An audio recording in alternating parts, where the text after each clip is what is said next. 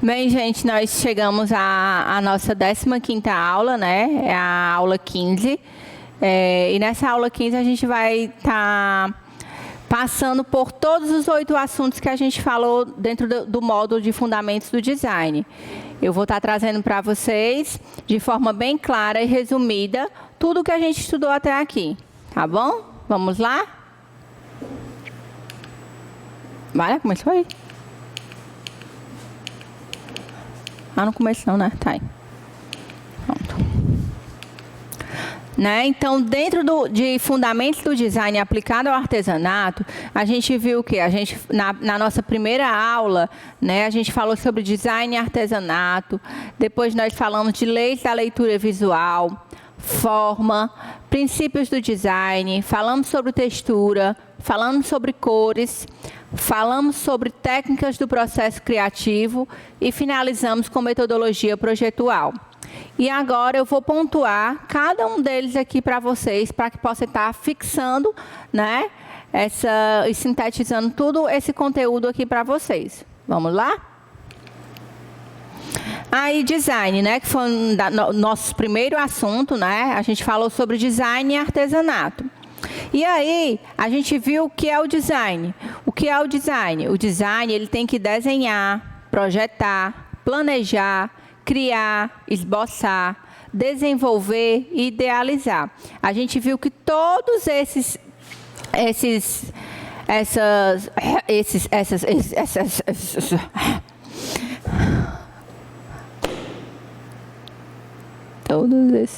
a gente viu, né, na nossa aula de design e artesanato, que todos eles se enquadram dentro do design, né? O design ele tem por esse objetivo, ele tem por objetivo desenvolver, criar, tudo isso aí que a gente está vendo.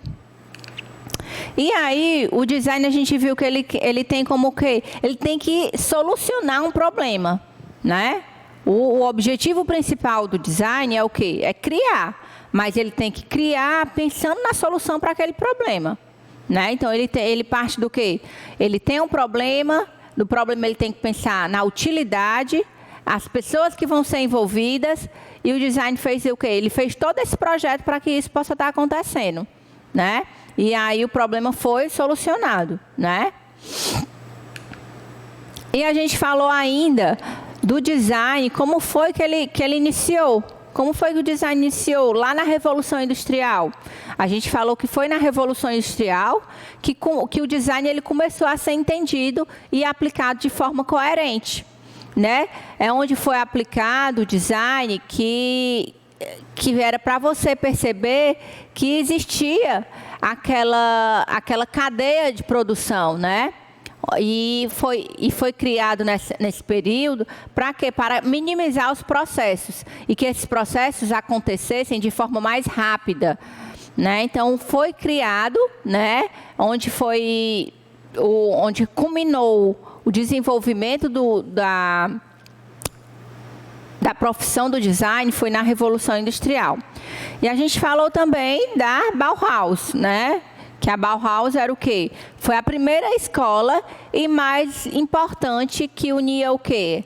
Ela unia arquitetura, design e arte. Então, foi a escola, né, que criou a profissão do design, né? Que ela unia todos esses artistas dentro da sua metodologia, né? Era uma escola alemã que ela unia artistas em diversas áreas para estar estudando junto com design e arquitetos.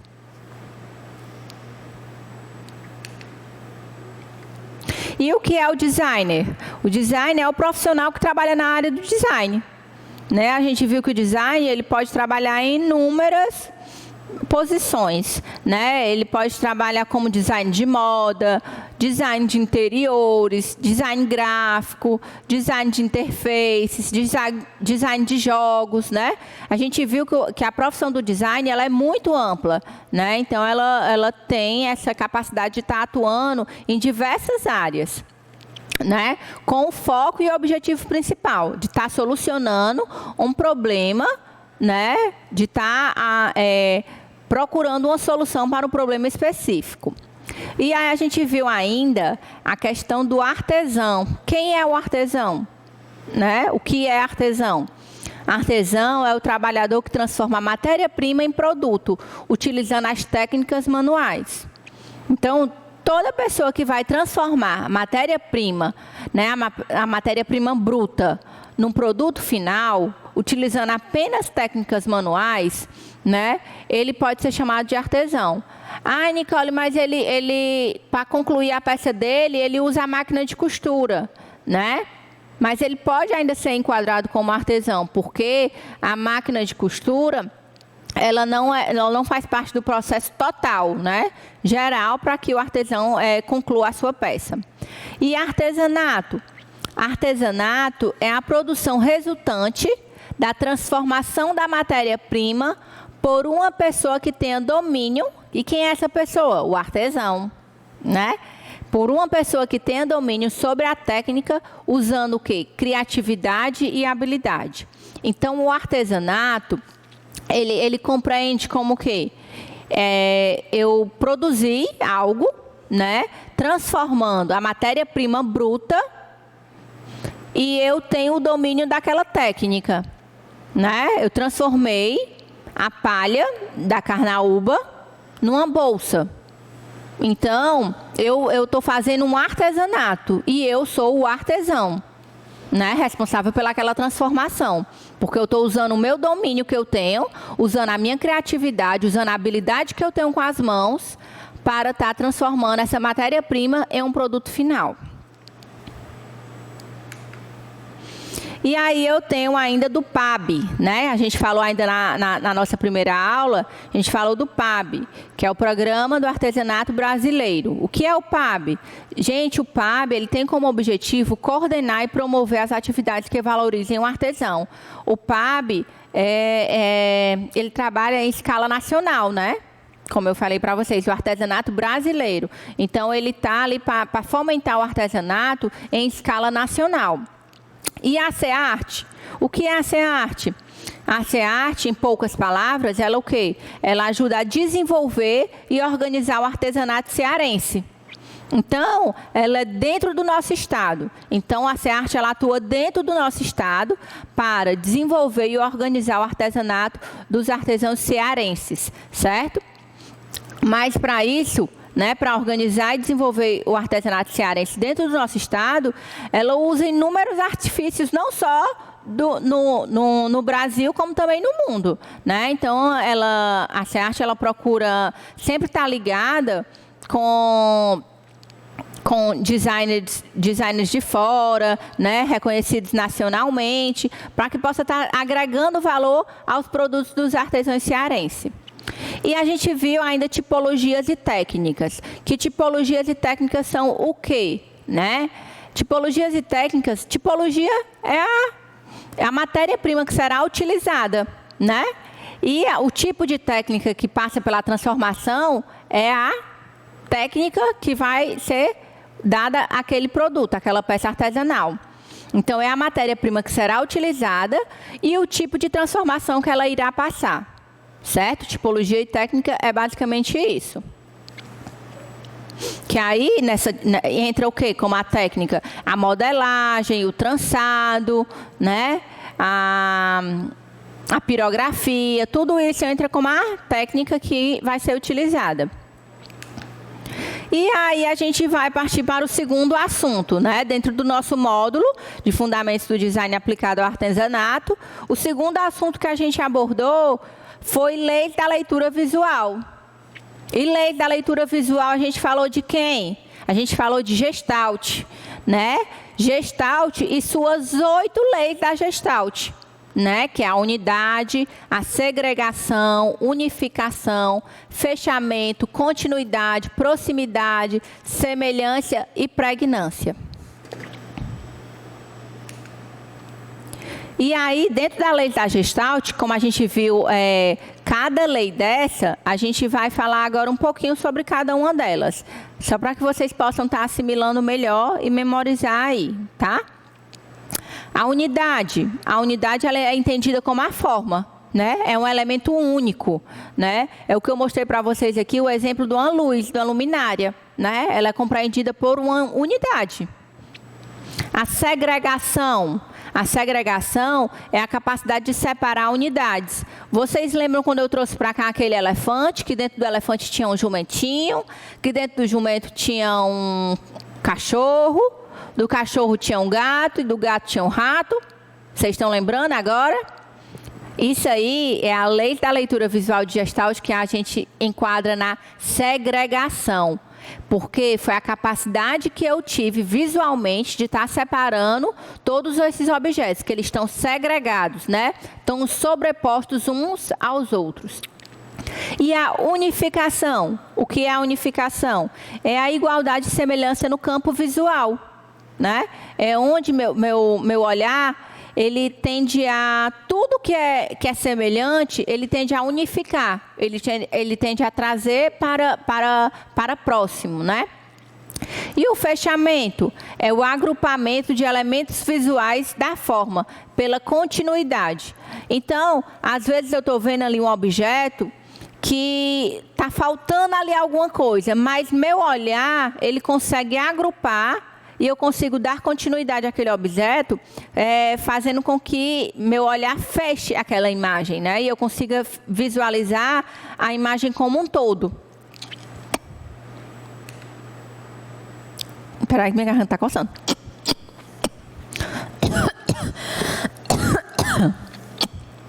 Ai, cancerou a garganta. Ele pausou.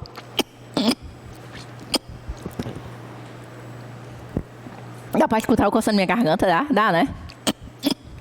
Dá.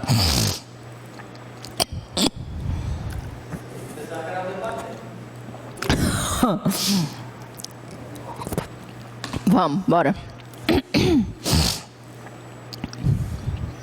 Pode ir?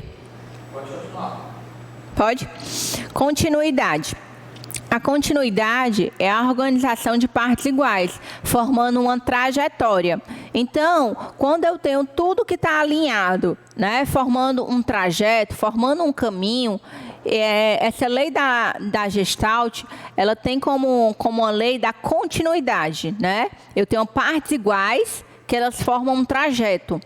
E a proximidade, né? Como o próprio nome diz, elementos que estão posicionados muito próximos.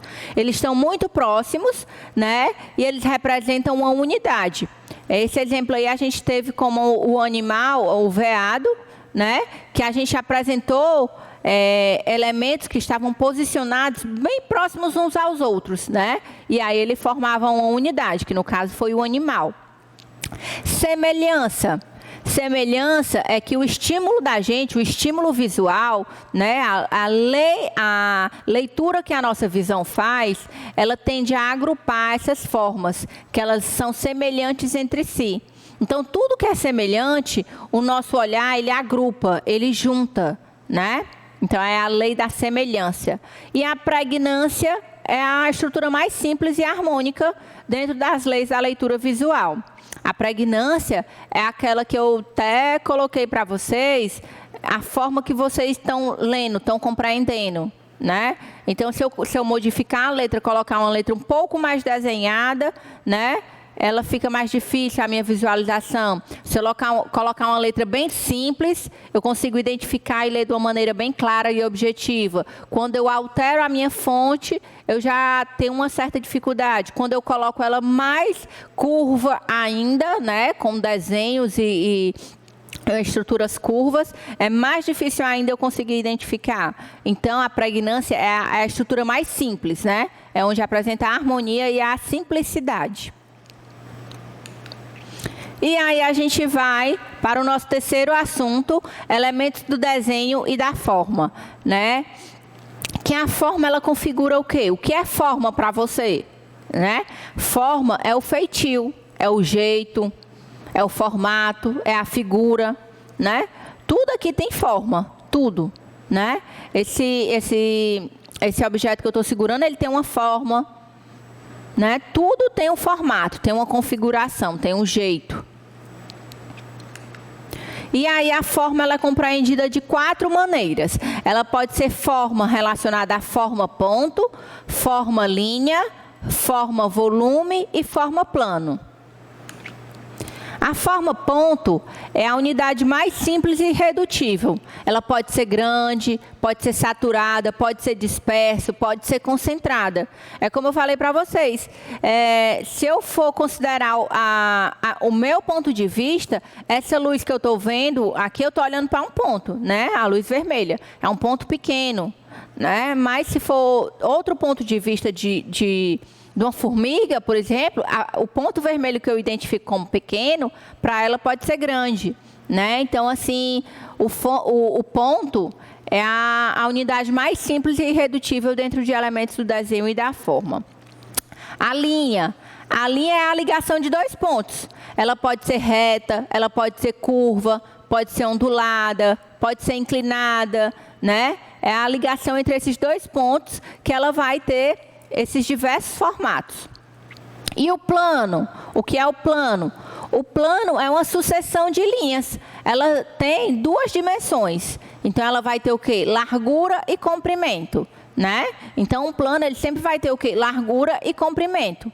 Aí, meu plano ele pode se enquadrar em quê?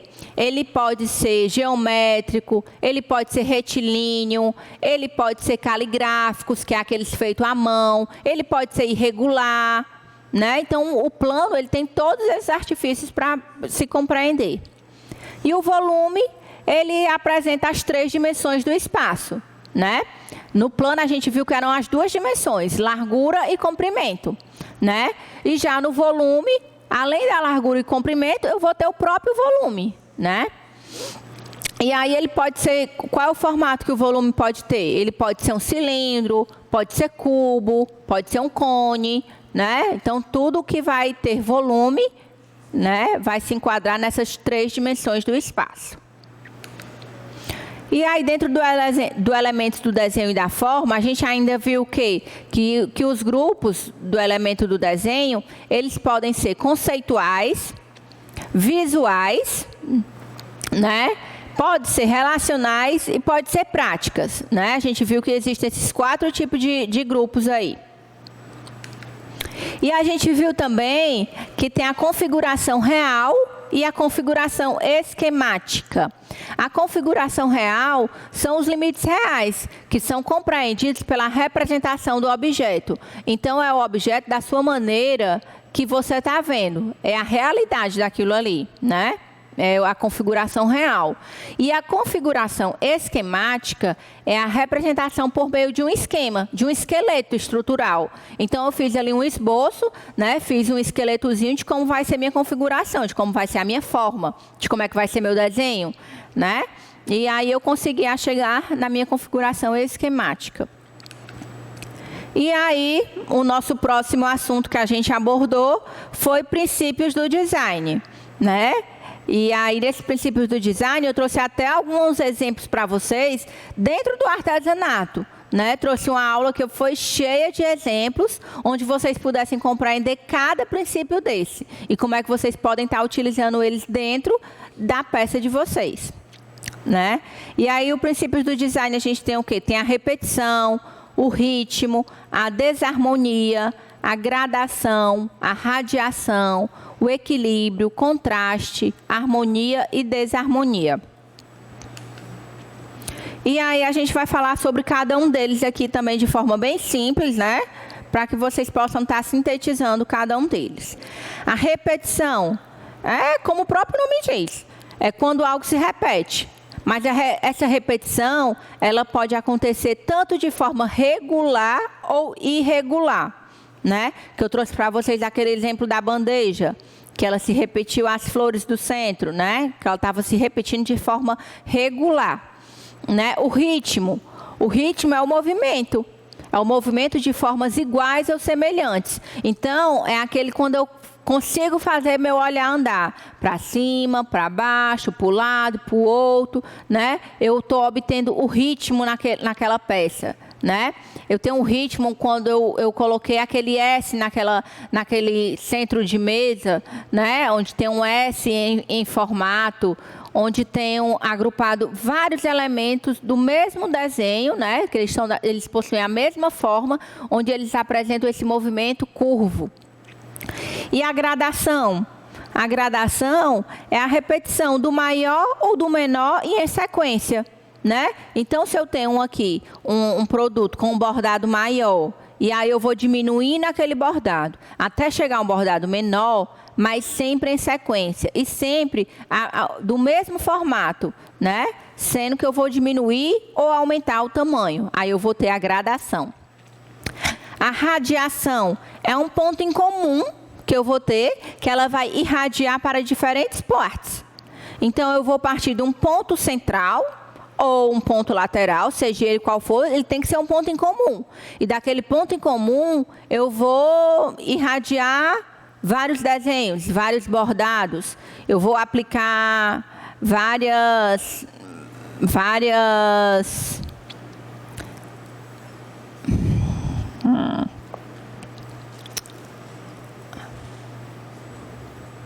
E aí, daquele ponto em comum que eu tenho, eu posso estar aplicando várias partes nele, né? Porque aí eu vou aplicar para diferentes partes daquele meu objeto como um todo. Eu posso aplicar para cima, para baixo, né? Eu só vou partir de um ponto em comum, seja ele onde for. Ele pode ser colocado no ponto do ombro, vamos supor que seja uma roupa, né? Que eu estou fazendo bordada. E aí eu faço aqui, eu coloco um bordado principal aqui, e aí desse bordado eu vou sair para a lateral, para a parte inferior do meu corpo, eu posso colocar para as costas, né? Onde eu vou partir para vários cantos. E o contraste é quando a minha atenção, ela se divide em dois focos, né? Eu olho para um produto e eu consigo dividir aquela minha atenção de duas maneiras. Aí eu apresento um contraste naquela peça. A harmonia ela é caracterizada pela organização, todo ou em partes, né? Não gostei não.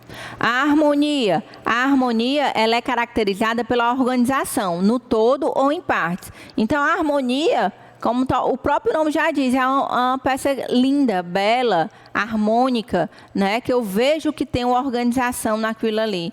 Eu vejo e, assim, é lindo de se ver, porque tem uma organização. Eu consigo dividir aquela peça em partes iguais, e a distribuição do bordado, a distribuição da renda, a distribuição da palha, ela fica igualitária, né? Fica de formas iguais.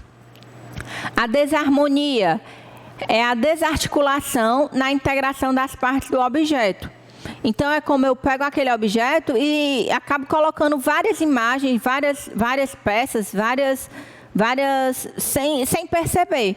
Eu vou desarticulando aquilo ali. Eu vou colocando, e quando eu vejo, tá ali o samba do crioulo doido, né? Mas para que a peça não fique visualmente muito cheia, né? Tem uma poluição visual, eu posso estar organizando ela com as cores, eu posso estar organizando ela com formas, né?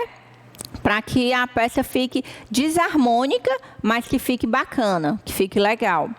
E o equilíbrio é a distribuição estática, né?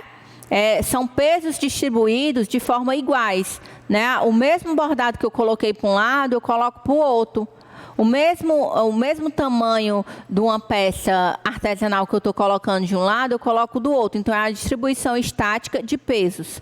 E o desequilíbrio é essa composição com aparência acidental, né? Ela é instável, é transitória. E aí a gente tem, para finalizar, princípios do design, a gente tem o que? A proporção e a perspectiva, né? A proporção é a relação que eu tenho em comparar as diferentes partes de um todo, né? Então, eu tenho a proporção porque eu vou estar comparando aquelas diferentes partes de um todo. E perspectiva é a técnica... E perspectiva é a técnica de representação tridimensional, que possibilita a ilusão de espessura e profundidade das figuras. Então, eu tenho na perspectiva um observador fixo, né? Que dependendo da onde ele estiver, ele pode estar representando tridimensionalmente essa ilusão, né? E dar profundidade ou não àquela minha figura, aquele meu objeto. E aí a gente vai entrar no próximo assunto, que é de textura. Textura é o aspecto de uma superfície, é a pele de uma coisa, né? Que a gente viu. Né? Em outras palavras, significa o quê? Distinguir a forma, né? Então, textura é a pele de uma coisa, é a pele de uma forma. E a textura ela é dividida em dois aspectos: textura visual e textura tátil. A textura visual, ela ainda pode ser dividida como textura natural e textura artificial. E a textura artificial, ela pode ser dividida em decorativa, espontânea e mecânica. E a textura visual é o quê? É aquela que é percebida pelo olhar. Então, ao eu olhar um objeto, eu compreendo que ali há uma textura, né? E a textura natural, ela é aquela que não tem a intervenção do ser humano, né? Aquela que veio da natureza, é uma textura natural. E a textura artificial é o aspecto de uma superfície, como eu falei, é a pele, né? É a forma. E isso ela permite identificar ou designá-la de outras formas. A artificial é aquela que tem a intervenção do ser humano, né? O ser humano interviu para que ela existisse. A textura decorativa, ela enquadra como? Ela pode ser tirada, né? Ela pode ser removida, mas o seu formato não muda. Não, então, eu tenho uma textura decorativa quando o quê? Quando aquela decoração que faz parte da superfície, eu posso tirar, né? Eu posso excluir e ela não vai mudar o meu formato. A textura espontânea. O formato e a textura, eles não podem ser separados. É como o formato que eu estou dando a uma panela de barro, né? Então, ela faz parte um do outro. Eu não posso tirar né? Eu não posso tirar a textura, pois se eu tirar a textura, eu acabo com a peça. E a textura mecânica é aquela que é obtida através da computação gráfica, da fotografia. E a textura tátil, ela pode ser de 3 maneiras: disponível na natureza, natural modificada e organizada. E textura tátil, o que é? É a que é percebida pelo toque, né? A gente percebe que ela se ergue acima da superfície, né? Por que ela se ergue acima da superfície? Porque se ela não se ergue acima da superfície, você vai tocar e não vai poder sentir. E aí a textura tátil, ela pode ser o quê? Disponível na natureza, que é onde os materiais eles são modificados, mas eles não buscam esconder a sua identidade. E a textura natural modificada, os materiais são modificados e não possuem a aparência habitual. E na organizada, os materiais são organizados e não são reconhecidos, pois o que mais importa é a nova superfície que foi criada, né? Não importa se eu estou reconhecendo o material que está ali ou não, porque a superfície que eu criei é mais importante. E aí a gente vai trabalhar agora no assunto de cores. Cores, a gente falou de cores quanto ao brilho, a saturação e a matiz, não foi? Cores é o valor correspondente, né? Quando a gente fala de brilho, é o valor correspondente ao índice de luminosidade da cor. É a mistura, a gente misturando o preto ou o branco, a gente vai ter o mais claro ou o mais escuro. Isso é que vai dar o brilho, né? A saturação é o croma que diz respeito à pureza da cor. E a matiz é o comprimento da onda para perceber a cor. E aí da cor a gente tem o quê? No primeiro assunto a gente falou das cores primárias, secundárias e terciárias. Nas cores primárias, a gente falou da cor que é as cores puras, sem mistura nenhuma. Vermelho, azul e amarelo. Nas secundárias, a gente tem a cor como o quê? A mistura de 2 cores primárias. A gente obteve o laranja, o roxo e o verde. E nas terciárias, é a combinação de uma cor primária e uma cor secundária, que a gente obtém 6 cores. É o vermelho violeta, o vermelho laranja, o amarelo laranja, o amarelo verde, o azul violeta e o azul verde. E aí a gente tem as cores primárias, secundárias e terciárias, para que vocês possam estar compreendendo, né, dentro dessas cores, cada uma delas, as cores primárias, secundárias e terciárias.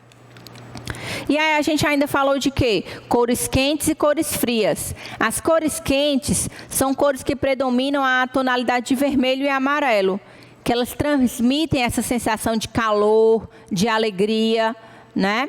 E as cores frias são as que predominam as tonalidades de azuis, né? Transmite a sensação de equilíbrio, de calma, tranquilidade. E aí a gente ainda tem, dentro de cores, as cores monocromáticas, complementares, as tríades e as análogas, que são as combinações dentro do círculo cromático, né? Que a gente viu dentro daquele círculo cromático, as combinações de cores. As monocromáticas são todas as cores em um único matiz. Então, dentro daquilo ali que eu tenho, né, do meu círculo cromático, eu tenho a tonalidade mais clara até a mais escura. Então, aquela tonalidade que eu tenho dentro daquele meu triângulozinho, né, do círculo das cores, eu tenho a monocromática, a combinação monocromática. Quando eu, dentro do meu círculo cromático, eu apresento cores que elas tenham um contraste entre si, em que elas apresentam de lados opostos do círculo cromático, eu tenho o quê? As cores complementares, né? Que elas estão opostas no meu círculo cromático. E as análogas? As análogas, elas estão vizinhas no meu círculo cromático, né? Elas se apresentam no círculo cromático uma ao lado da outra. Ela não possui grande diferença entre si, né? Elas estão vizinhas no meu círculo cromático. E as tríades, elas estão dispostas dentro da roda das cores em distâncias iguais, formando um triângulo, né? E aí eu tenho as cores tríades. Então, eu tenho esses 4 tipos de combinações mais básicos dentro das cores. E aí eu tenho a escala tonal, né? Que a gente fez até aquele desafiozinho para que você pegasse o lápis e visse o quanto você conseguia fazer apenas usando o peso da sua mão, né? E aí a escala tonal é a tonalidade, do mais claro para o mais escuro. E a gente viu por último, né, na finalização de cores, o quanto uma cor ela sofre alteração quando ela está misturada, né, quando ela se relaciona com outra. Então, quando eu pego uma cor e coloco ao lado de outra ou dentro de outra, essa cor ela sofre uma alteração no tom, né? Então, ela pode ter seu tom alterado quando ela está muito próxima de outras cores. É a justaposição de cores, onde a gente viu naqueles quadradinhos que eu coloquei botei a mesma cor no centro e eu modifiquei as cores do entorno delas. E a gente percebeu que há essa variação, né, na tonalidade. E aí a gente vai para o processo criativo, né? No processo criativo a gente viu que o quê? Que é direcionar os esforços para criar a minha ideia, né? Processo criativo é o quê? Eu vou direcionar meus esforços para criar a ideia. E a criatividade a gente viu que é o coração do design, né? Todo design precisa aguçar essa criatividade em todos os estágios do projeto.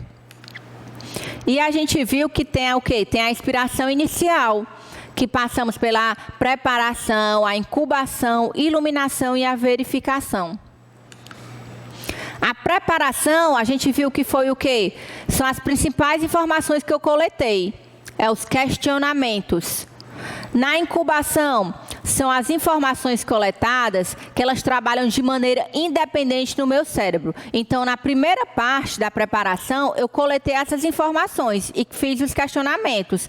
Na segunda, eu peguei essas informações coletadas e trabalhei de forma independente no meu cérebro.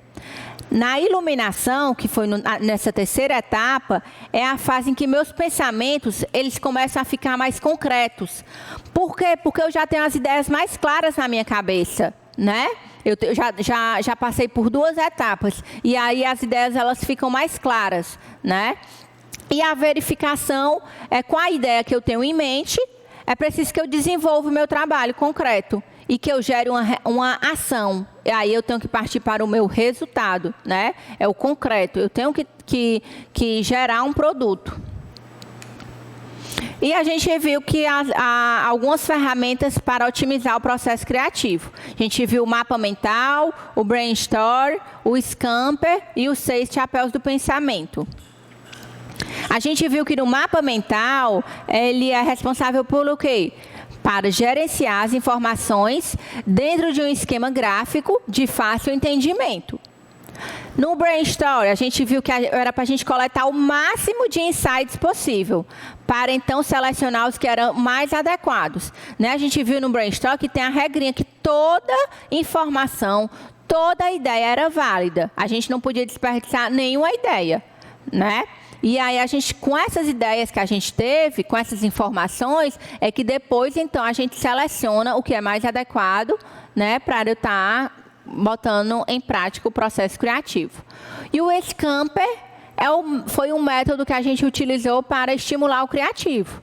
É pensar fora da caixa, é o recriar, é modificar, né, que eu falei, é adaptar, é modificar, é ter novos usos, né? É pensar fora da caixa realmente. E os 6 chapéus do pensamento, onde a gente tem dentro desse processo, ele auxilia em uma vasta gama de situações em que se busca solução para um problema ou para novos produtos, que é onde cada um deles, eles têm uma... Nesse chapéu do pensamento, cada um deles, você tem um objetivo, né? O preto é das críticas, o verde é da criatividade, e a qualquer momento dentro do processo criativo, você pode estar revisitando eles, né? Para que essa ideia seja mais clara.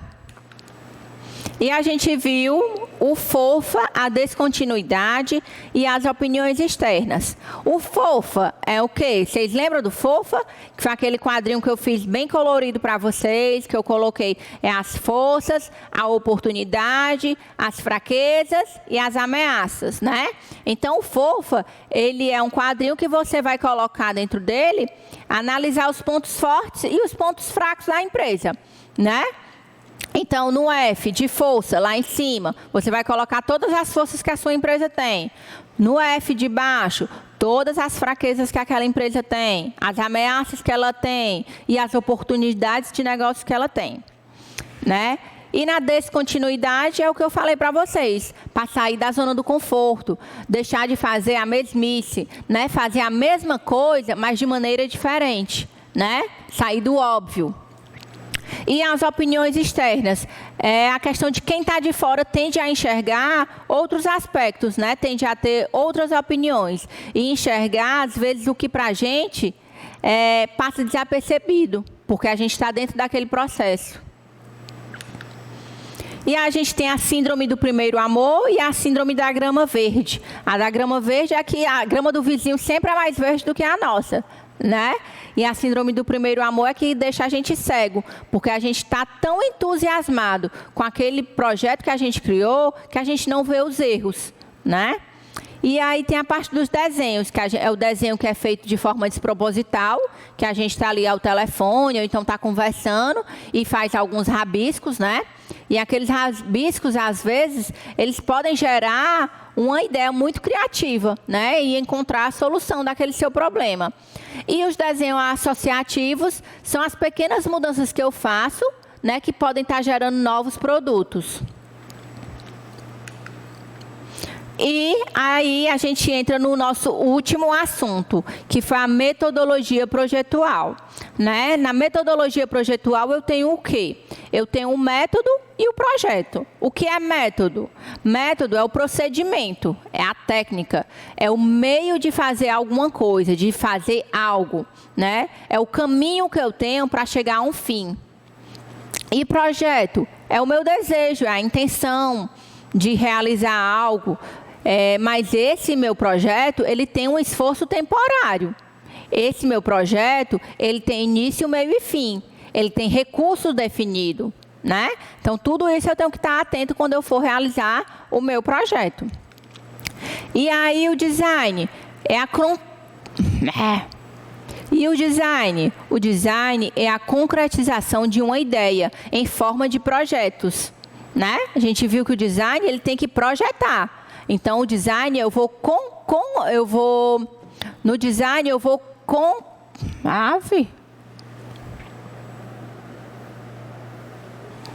o design é a concretização. O que foi? Hã? Pois é, eu vou começar. O design é a concretização de uma ideia em forma de projetos. A gente viu que o design, ele tem que o quê? Ele tem que gerar um projeto assertivo, um projeto que tenha funcionalidade, né? A gente viu que o design ele é responsável pelo quê? Por criar, por projetar, né? E aí a metodologia projetual, que é o estudo de métodos, os estudos das ferramentas e aplicações, ou seja, o que eu necessito, né, a sequência, o meu passo a passo que vai ser necessário para que eu chegue à minha solução, né, para que eu chegue ao meu produto final. Então, a metodologia projetual é isso, é a minha trajetória, é a minha sequência de passos, né, que eu vou chegar à solução que eu pretendo. E aí eu vi o quê? A gente falou da função, né? Dentro dessa metodologia projetual. Falou que ele tem 3 funções. Função estética, função simbólica e função prática. A função estética, ela retrata o quê? Retrata o belo, o lindo, o bonito. A função simbólica é que se eu vejo alguém que é de uma comunidade católica, ela vai estar com a blusa de Nossa Senhora, ou então ela tem na casa um terço, entendeu? Ela vai simbolizar algo, né? Alguém que goste do reggae, né? Como eu falei, ela pode estar escutando uma música de reggae, né? Então, isso eu vou me enquadrar a certas culturas, né? E na função prática é o objetivo da peça que eu tenho, né? A mala que eu tenho é para carregar roupa, a cadeira, a função prática dela é sentar, né? Então, tudo isso eu vou ter essas 3 funções dentro da metodologia projetual. E aí eu tenho o método de desdobramento em 3 etapas.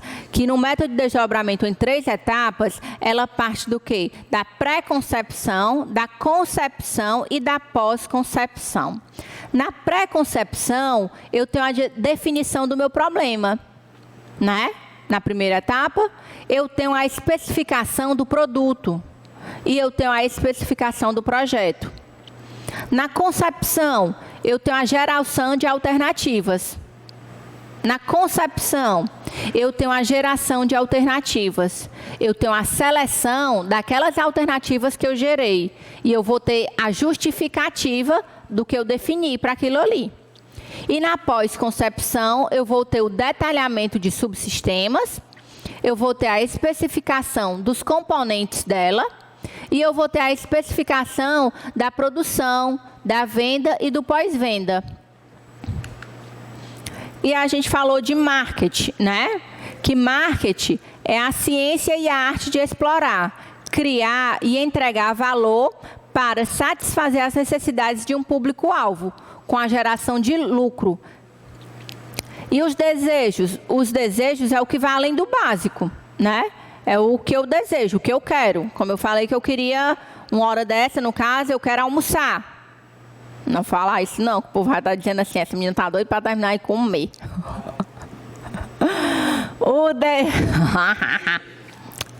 Desejos. O desejo é o que vai além do básico, né? É o que você deseja. Eu desejo algo, eu desejo viajar, né?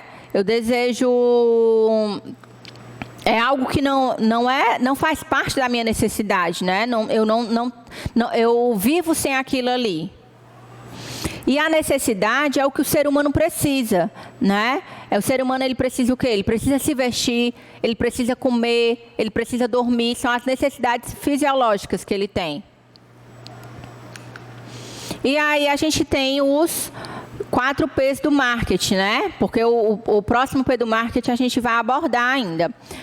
A gente tem o preço, né, que é quanto vale o seu produto, considerando o custo, a margem de lucro e os mercados. A gente tem a praça, que é o ponto de venda, né, que é onde vai ser exposto o meu produto para a venda. A gente tem a promoção, que é o estímulo à venda, relacionando as necessidades e desejos do cliente. E a gente tem as pessoas, que são essenciais, pois sem elas, E a gente tem as pessoas, que são essenciais, pois sem elas, Eu escrevi alguma coisa errada aí. Elas responsáveis pela qualidade. Não, pois é, tá sem lógica. Pois é, eu tô vendo agora, pois sem elas, tem que mudar.